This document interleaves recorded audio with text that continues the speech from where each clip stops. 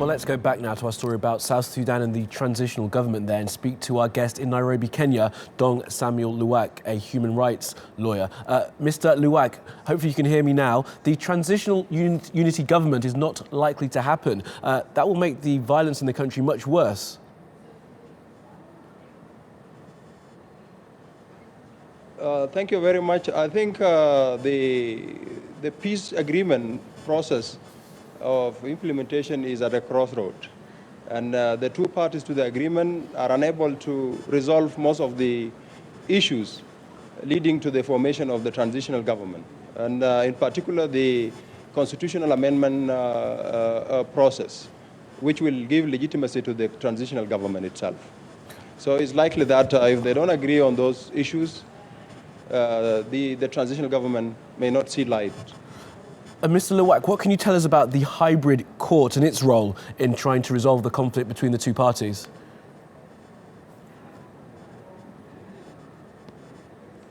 I think the peace agreement in South Sudan need to be anchored on a very strong foundation, which is accountability for the atrocities committed by the two parties to the conflict.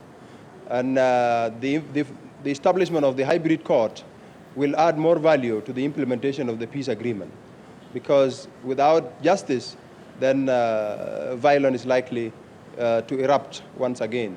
And the efforts of the international community and govt to bring peace to this young nation will be in vain. Well, Mr. Luak, just on the international community there, what can they do to try and push for peace in South Sudan?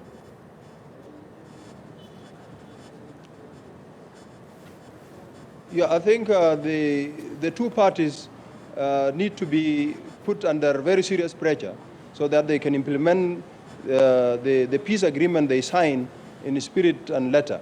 Otherwise, without any pressure, then the process will drag back and forth, and the situation is completely worsening day by the day, and the economic situation in South Sudan is not helping at all.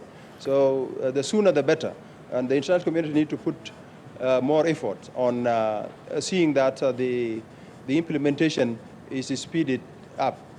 Well, Mr. Luak, as you mentioned there, this is going back and forth between the two political parties, but of course the people on the ground are the ones that are suffering the most. Just what is the situation like for people there in South Sudan at the moment?